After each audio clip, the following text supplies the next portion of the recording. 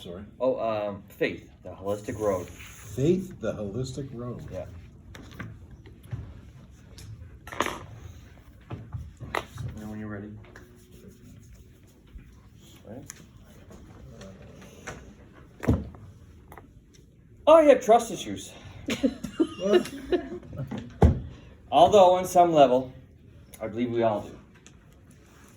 Now, my trust issues actually tend to come from when I have to put complete control into something that I have no control over.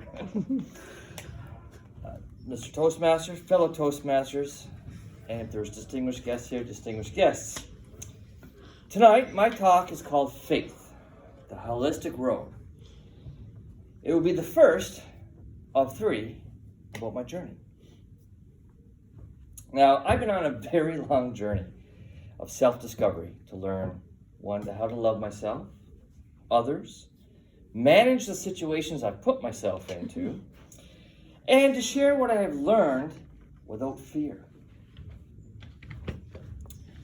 Now, to help accomplish this goal, I've discovered that there are 3 tools that we need to use. The first is actual faith, which I'm talking about tonight. Now, faith allows us to grow and trust. Now, the second tool is actually called study, and that's going to be about in my second speech. And study is where we learn how to trust and have faith. And the last, which will be my third speech, is all about action. And action is where we actually give of ourselves to what we believe in and into what we've learned. Now, I call this the tripod because faith, study, and action are like a 3-legged stool. If one leg is weak or missing, the stool will not be able to support its load, and you're going to easily tumble over. Now, before I get too deep, let's define a couple of things first. The first thing is holistic living. Now, what this means is when somebody is living their best life in a way that is both natural to them and their surroundings, okay? Which means everything is connected. Secondly is the actual word faith. Now, all faith is, I know we assign it to a religious content, not in my case, it's actually the complete trust or confidence in something or someone. Now, I want to let that sink in for a minute. Complete trust in someone or something. And the other thing is, everything is connected. Now, it can be overwhelming for some. For me, it was life-changing. I realized at one point that we are all connected. And that there's actually reasons why things happen, and quite possibly that there might be something bigger out there than ourselves. Now, being open and vulnerable to this concept, it's not always easy. It definitely wasn't for me. When I was very young, I had several traumatic experiences happen to me that completely changed the way I viewed the world. Now, these situations, we'll call them, led to a not so easy journey throughout my life. And they included things like a somewhat rough teenagehood that led to, well, a lot of turmoil in my family and friends. It led to many years of dealing with depression and suicidal thoughts. And these are things I still deal with on a daily. It led to bad decisions that resulted in over 5 concussions. And those 5 concussions led to a seizure disorder, which has led to me almost dying a couple of times, and brain damage, and a broken back. And just to add a little topping to that, a very abusive first marriage. Now, throughout all this, I continued to search for inner peace.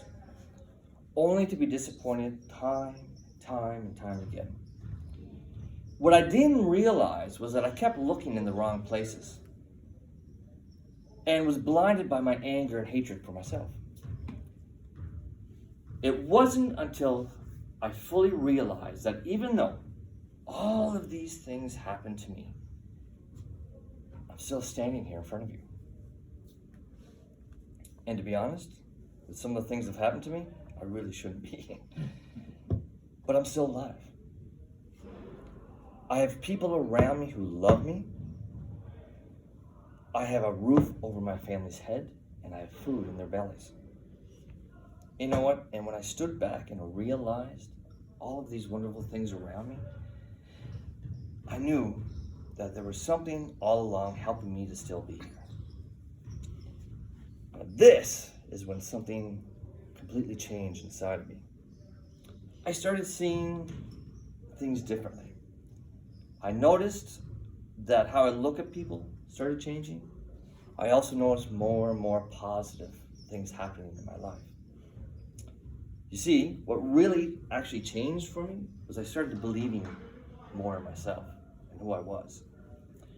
I realized that if the universe and my surroundings felt that I was worthy, okay, I must be worthy. That if my universe and my surroundings felt that I was loved, then I must be loved.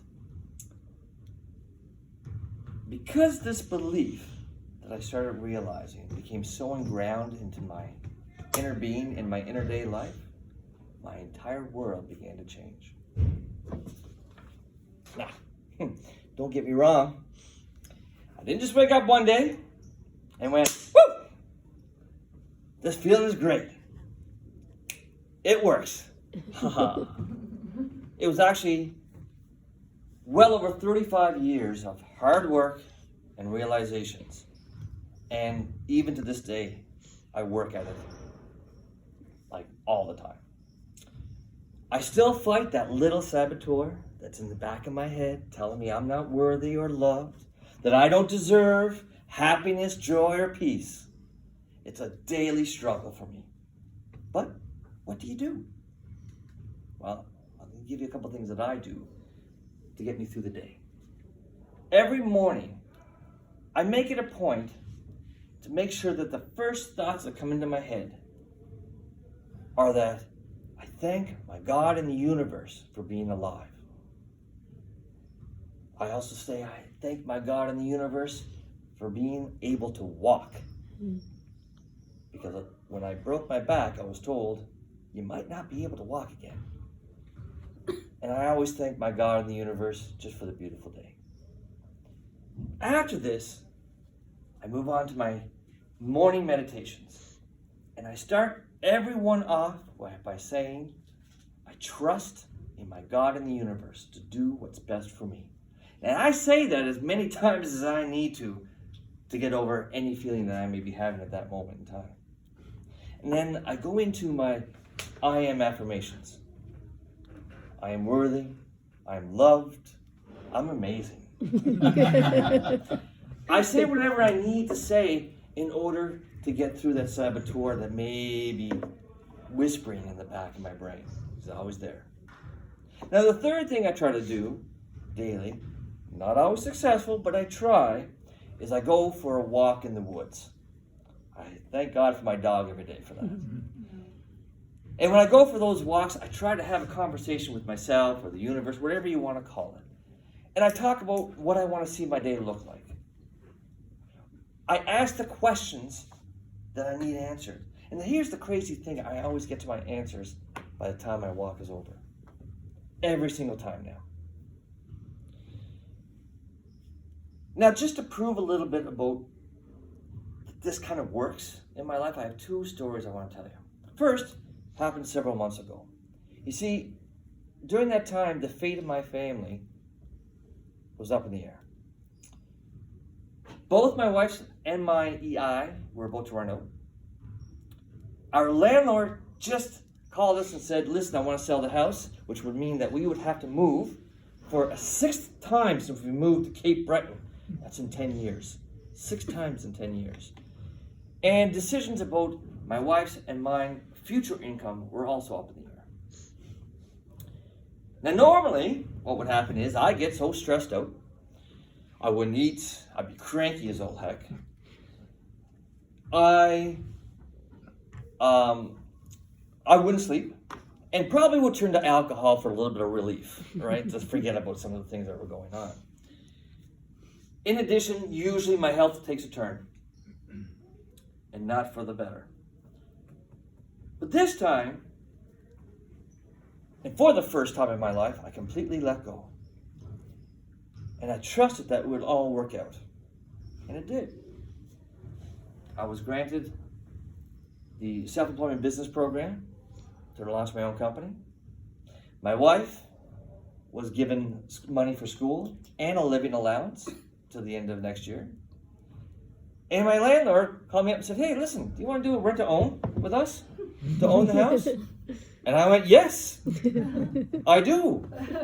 Because we went and looked at the rent, and for the amount of money that we'd be paying for the rent to own is what everybody else is paying for rent right now. So I went, I can't lose. Right? I might as well just pay myself. So it did. And that's all because I just let go.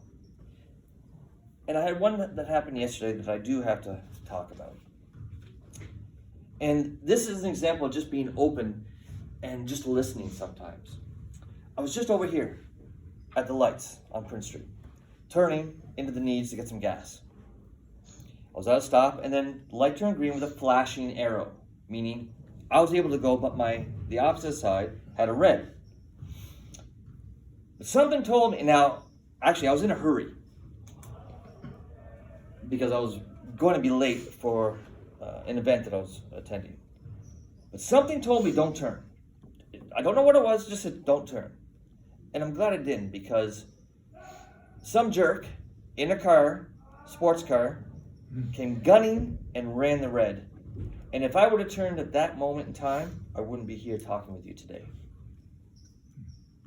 So in conclusion, it is my true belief that if you just let go and let God, and that's what we say in our house, and trust that it'll all work out, you will lead a greatly deserved stress-free life. Thank you. Good job.